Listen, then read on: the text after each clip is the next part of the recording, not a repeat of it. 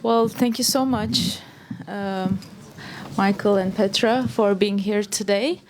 And we have a great crowd. We're very pleased to have you all here. So, and I know you have questions. It's a very hot topic. So, I will maybe open with a few questions, but then we will start taking your questions. Yeah. Okay. All right. So maybe I will do this and then give these to you. Michael, maybe we can just start with a very generic question as to like how were you drawn into this topic? What's your background and what's your relation to the Arab world, maybe, or just tell us more about that a little bit. Well, I wanted to thank you all for coming and for staying. My relationship to the film is a personal experience I had when I was making another documentary calling for illustrations of the Antichrist from the Revelations. And two Israeli producers illustrated the Antichrist with images of Arabs. So I said to remove those, and they would not. So I removed myself from the movie, and I started studying why Americans, including my close, very liberal friends, would denigrate Islam. I grew up in a country where Islam is a normal religion, which is India. And I've never been to the Middle East, but as you know, the film is not about in the Middle East. It's not about Arabs or Muslims. It's about American attitudes towards Arabs and Muslims. So as I began to try to interview people, many people refused to talk to me. And that's when I realized, and including a TV executive who said he would do everything possible to block the broadcast of this film. This is before I made it. So encouraging. So then I knew that I had a good topic. Yeah. And Petra, maybe you can also talk about your experiences to give the audience a little more clues about your background. Yep. You lived in the Middle East and you work as a diplomat, and you're a commentator and a publicist, and so just tell us a little. Because I remember when I told my mother when I was 18 years old that I wanted to study Arabic. Her first reaction was, "What, aerobics? You're not good at sports." I'm like, no, Mom, Arabic. And she's like, okay. And then my friends were, that's smart, because that was in 1984. It was 11 years after the oil crisis, and I was 8 years old in 1973 when we could roller skate on the Dutch highways, because the Netherlands was one of the closest friends of Israel and was hit by the oil boycott. So then people told me in 1984, it's so smart because you will learn the language of the enemy. And I'm like, the language of the enemy? And people are like, yeah, the Palestinians and the terrorists and what have you. Well, last year I started my own business, and people again told me, oh, it's so smart to do this at this time because you're really a specialist on a niche. I'm like, oh, really? A niche? Yeah, the Arab world. I said, oh, that's interesting. 300 million people.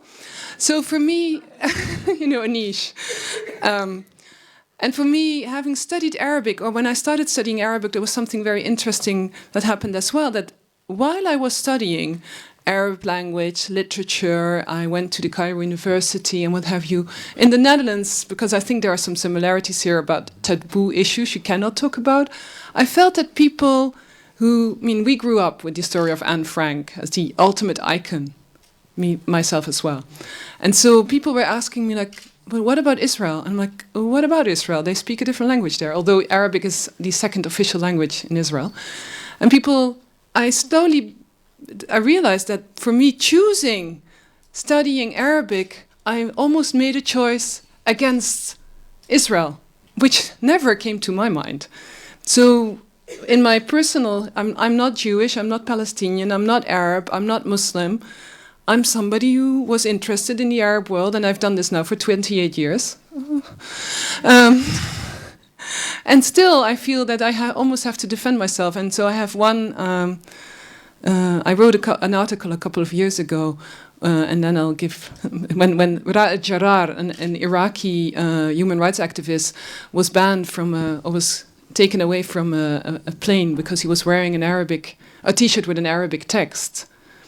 And I saw it was just a very small item in our newspaper, and the person who took him out, one of the stewards of the JetBlue airliner, said, "Well, if you enter an airplane with an Arabic text on your T-shirt, it's as if you enter a bank saying, 'I'm going to rob you.'" Yeah. So that's when I wrote an article about whether Arabic is a dangerous language, and looking at this movie, this came back to me all the time. How language also has become sort of the sound of danger. Yes, right, yeah. And if you notice, the theme of the disobedient Arab is very deep set in the American psyche anyway. Yeah. If they don't obey us, then they have to pay certain consequences. Yeah. And there have been very few one of the great poets of the Arab world, Mahmoud Darwish, he was capable of drawing audiences about tens of thousands of people in soccer stadiums in the Arab world. I've never seen that in our media. So yeah, maybe we can also, like, you finish. I think you end the film with the Arab Spring and how images, start to change again, and the Arabs talking, like creating real news about themselves, etc. And then that part is maybe that's in the editing. I don't know how, like, maybe you can talk about the process of making this film, because you've been working on this film for a long time, raising funds, etc. And then how, then we can maybe talk about the Arab Spring, and then, take... Because I felt, if I may, I felt that in proportion, there was a lot of the 30s and the 40s. And I think things have really changed, although, we can discuss it a bit more in detail. But I think the Arab Spring, and even before, I don't like the term Arab Spring too much, because it suggests that you can overturn a dictator in one season, but you can't overturn 50 years of dictatorship in one season. But for the sake of our discussion. But I felt I was wondering, has it been cut, the last part? Because I felt that the revolutions in the Arab world perhaps deserved some more time, but... No, it might be another movie. We would love to have. In fact, we had the first cut of this film was quite a bit longer. It was about 3 hours long, and people don't want to sit for that long. Yeah. And so we tried to persuade public television, which is our broadcaster, to split it up into 2 nights. But we failed in that account. So we cut quite a bit out. But to answer your question about process, when we were raising funds, we showed the Israel lobby section to our main funder, and that was the end of funds from them. So that was not a very smart move. I suggest to filmmakers that you hide your subject a little bit more discreetly than we did. But in terms of cutting and at the end, one thing we found was that people were very cynical about, after seeing this film, as if there was no hope. And so there is a little bit of change going on. So we wanted to end it on some kind of a note that it isn't all terrible, and that there is some progress being made even in Hollywood.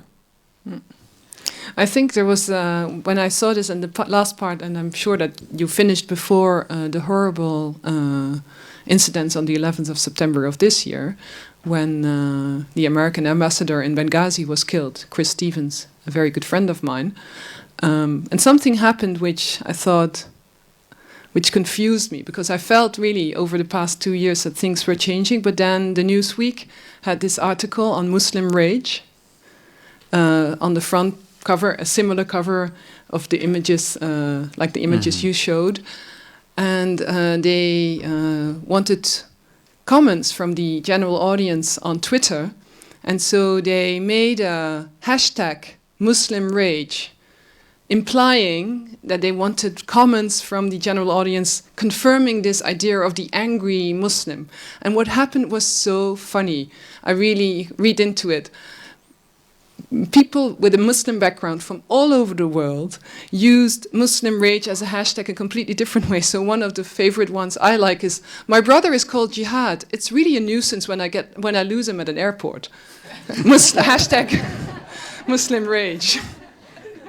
Well, that's why our comedian, you saw Ahmed, who was asked to act like a real Muslim. And so he said, you know, "Do you want me to act angry?" And that, of course, satisfied the Hollywood director. And so that is what you'll find a lot of Arab American actors in Hollywood learning how to act like an Arab from the white men who are running Hollywood. Mm. And he was happy to do it when he was paid $30,000, you know. But I had a question when I saw some of the, if I may, I saw some of the clips you use were from memory. I don't like that organization at all, because I think they're basically also misusing images in such a way. And I thought, that's interesting. Why did you use them? We didn't have any filters in terms of where to get our images from. Mm-hmm. And if something was inconvenient, we still would use it if it furthered the argument that was being made. Yeah, I know. I share your yeah, for people who are not aware of this, memory is really out there to sort of enlarge. You know, sometimes images might be true, but when you take them out of context, then they become completely different in meaning, and they're very good at that. Well, I think one of the main themes of the film that Melanie McAllister articulates is that when you take the truth out of context and you distort it, then you get, of course, a distorted image of the truth, and that is what sustains the stereotype. Yeah.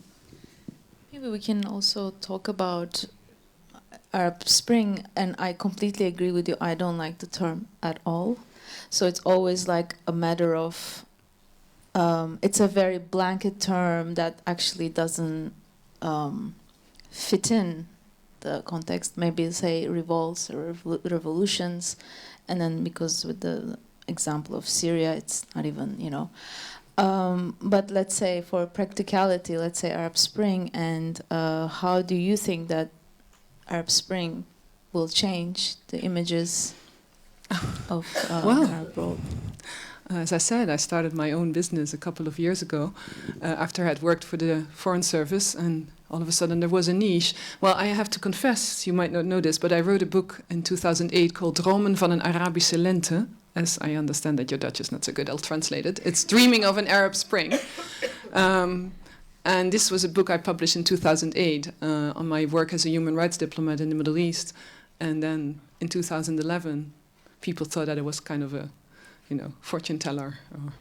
Like, I mean, I could see it, but now I also get on Twitter and social media that people are like, "This is the Arab Spring you were talking about. You see all those Muslim fundamentalists and these men with beards." So I think this very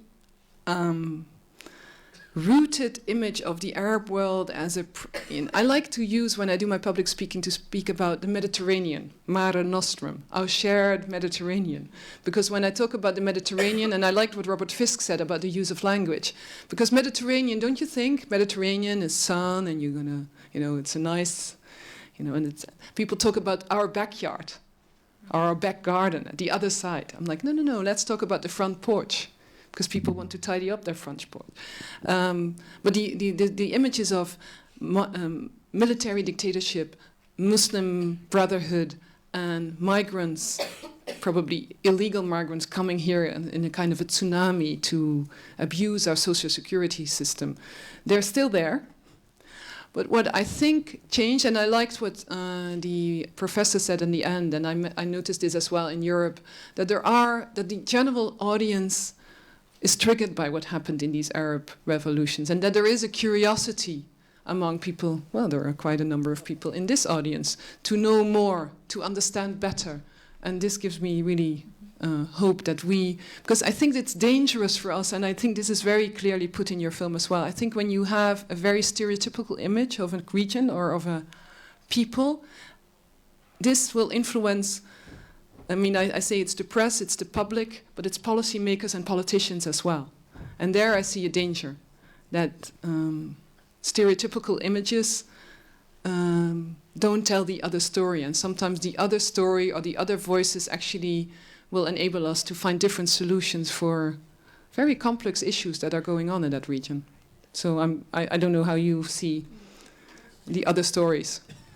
Well, you mean, did somebody say a question? Okay. Yeah, I will start. ahead. But No, go okay, ahead. let's. Yeah, please. Thank you for making the movie. Can you comment on the censorship that you had to go through to get it aired in the U.S.? Yes, I'll be happy to, and I hope that there's some members of public television here tonight. Maybe I can sway them. When my distributor here, which is Cat and Docs, saw the film, they did not ever mention, and they've never mentioned, taking out anything. And so I'd like to thank Maël and Catherine for not telling me what's offensive. The sections were on Israel-Palestine and the Israel lobby, where John Mearsheimer says there is no debate about Israel policy in the United States. And as you can imagine, saying something like that and then having it come true in real life was really bizarre for us. But now, in all fairness, public television is the only network that will show this film. So we have to be grateful to them. And the other thing is, they wanted a 1-hour version. So a lot of the stuff that was cut out was to make it down to 1 hour. But the European version, which will be sold here and broadcast here, there is no censorship at all in that. At the moment I'm trying to persuade public television that to use the European version. They have said no so far, without even seeing it. So let's see what happens. But that was the censorship, and we paid a heavy price for it in terms of money. Yeah, we can start with your questions. Continue. Any questions? I have a question. Yeah. I really like the movie. I think it's an important piece. Oh, thank you. But there's one thing that sort of fails in my sort of European perception. This movie is done with this editing technique, which is very stereotypical to the American documentary movie. And I have this feeling that you're trying to criticize the black box within the black box. And I have this emotional feeling today that actually, the real way to get out of this sort of cinematic discussion going on, because it's not the first movie which criticizes American policies, is to actually get out of the black box and leave the cinema. The cinema seems to be dead in its mission to really overcome the construction of stereotypes. Well, we don't have. Oh, go ahead. We don't have the ability. I'm just a bit disgusted with the propagandic methodology that is used in the movie. Though, of course, there are a lot of interesting points. But on its fundamental level, you use there's this American tendency to over-manipulate the discourse, the message, the storytelling. I don't know if it's an American method, but I would like as a filmmaker to manipulate myself. We used the medium of film to criticize film because we don't have the money or the power to disseminate this kind of information in any other way. We can't drop leaflets from an airplane, for example. So we found that cinema was the best way, and especially television, because it reaches so many people. And I think the medium of film is a highly manipulative medium. So there's no question that we use cinematic devices to manipulate the audience's emotions and to direct the audience's motions. So I think it has a negative connotation, but in a positive way, for example, the music directs the emotions in the filmmaking process, which every film uses. So that's why one of the reasons why we made the film is because it reaches such a huge audience. Any other questions or comments? Yes, please. I was curious about the use of Hollywood clips. I'm sure you don't have permission for that. How is that possible? That's right. Hollywood is not happy with the movie. And we have received, by the way, a lot of praise for this film from all over the world, except in Hollywood, where the review was absolutely devastating. So we wear that as a badge of honor, because if you're, no lawsuits, but if you're going to expose the underbelly of Hollywood bigotry, then you are going to have one of their foot soldiers come after you, which is what happened to us in Variety magazine. But to answer your question, there is a law, there is a fair use law in the United States. You can use any clips from any movies you want to if you are criticizing that film or that book. If you're writing a book review, you can quote from the book without permission of the author. So that is the defense that we would use. Nobody has questioned it. The networks have not questioned it, because they know that this is a serious work. You know, despite the comedians, it's a serious work, and it's an academic work. So we are not selling tickets pretending to show the film Lawrence of Arabia. Yes, please. Are you not afraid that the attitude of being pro-Palestinian still includes a little anti-Semitism? In Holland, for instance, we have just had Mrs. Duisenberg and Mr. Van Acht, and they were pro-Palestinian, but still, I'm from a Jewish background, and I don't trust them that they don't mean anti-Semitism. It's not an accusation against you, but in general in Holland, the Moroccans are very anti-Semitic against Jews, and you're a bit idealistic about this, I'm afraid. And your question? The question is, are you not afraid that many people who are pro-Arabic are pro-Palestinian and are in fact deep down inside anti-Semitic? I haven't, well, I think I'll find that out next week. I'm going to Doha with this film in Qatar. And so I think it'll be very interesting to see there whether there's the subject of anti-Semitism would be raised. I have been told by one person that this film is anti-Semitic propaganda. So well, I would not say that, because you don't mean that. That's correct. No, I think that what happens is... There's a very thin line.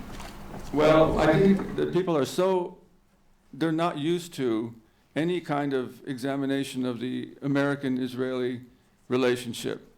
So when they're not used to it, it's like being in the dark, and then you see a little bit of light. It can be painful. So I think that's what's going on here, and there's no telling what will happen in Qatar, but my distributors will certainly know. I'll be reporting to them. So far, the reports are that it's a favorite film. It was voted by the staff as one of the top 5 films that the staff themselves want to see after the festival, and they have also doubled the security for the screenings. In Doha. In Doha. I will also ask my colleagues. But may I comment on this? Yeah. You know, I think I've lived in the Arab world for a very long time, and you know, it's silly almost because Arabs are Semites as well. And unfortunately, in those dictatorships in Egypt and in Syria, people have been brainwashed, unfortunately, about many things. And the fact that the education system is horrible doesn't help. And so I've met many people who I find wonderful, rational, beautiful, fantastic people. But when it comes to Israel, every now and then, and also in the newspaper, they really don't differentiate between Jews and the state of Israel. And that I would fight that every single time, and I didn't see it in your movie. You're critical of the fact that things that Israel and the American government does cannot be discussed. But that, of course, is a completely different attitude than criticizing the Jews. That's absolutely, nobody does that. And you don't do that in the movie. And I think I can understand why the lady is concerned, but I think we should challenge this every single time. I think everybody would agree that we should be able to criticize policies of states, but not stereotype the inhabitants of that state, whether it's Americans or Jews or Dutch or Moroccans. Well, that's really nicely put, and I'm glad to get your assurance about this film. That's very nicely put, but still, for Jews, it's a bit sensitive. I'd like to point out I mean, that you cannot. I'd like to point out that the biggest funder of this, private funder of this film, is a Jewish organization. Is that the Reuben Foundation? No, it's the. Oh, geez, I'm slipping. Reuben is one of the Jewish funders of the. Okay, let's take. I think we have time for one question. I didn't like time flies. So many things to talk about. So I will take your question. Yes, I was wondering because in the film there was a little part about negative propaganda or imagery in the Arabic world on the Western people. Is there also, a documentary like you just made happening over there to sort of turn that around? I'm not sure. Maybe Petra would know. I'm not sure about what's going on in the Middle East in terms of. You mean a documentary about how Americans are? I have seen stereotypes and American characters in Middle Eastern films, and they're quite grotesque. And but I would hand the microphone to you. Yeah, my ex-husband was approached in the streets of Cairo whether he wanted to play a part in a movie, and he was pretty full of himself until she said, "You really look like a Nazi, so we could use you." He's blonde and has blue eyes, so didn't like that. No, what I actually find important to take home was what Anthony Shadid said, because I think every state an interest group has all the rights in a democracy to plead for their cause. So if AIPAC is doing that successfully on the Hill, good for them. I wouldn't blame, and you don't do that. Good for them. No. And what I liked about what Anthony Shadid said, and this is something, having worked and lived and loved in the Arab world, sometimes it drives me crazy that there are no better spokespersons. And it's not because I have this inherent idea that Arabs cannot do it, but somehow, I once attended a lecture of James Zoghbi, who is a prominent Arab American at the American embassy in Damascus. And he said, you know what? If you're in a soccer game, don't complain that they're not adhering to the handball rules. When you're in a soccer game, you have to play by the rules of the soccer game. And I think this would be interesting, actually, as a follow-up, maybe documentary, to see how in the Arab world more and more people become aware of the fact that the battle for the narrative is being played by a very professional player. And if you want to be in that battle, that you have to be really, really good at it yourself. Unfortunately, Anthony Shadid, who is an American of Arab descent, passed away in his struggle to, or in his attempt to tell the other narrative when he was in Syria. And I just wanted to mention that because yes, I feel that he was sad. one of the people who somehow was capable of voicing that other narrative from the Arab world in a very good way for a very important newspaper, the New York Times. We did. I don't know if you saw, but we dedicated the film to Anthony Gore Vidal, who also passed away. Yeah. But in terms of you're wanting to see me make a sequel to this, I'd be very happy to talk to you about that. Let's do that. And to your banker.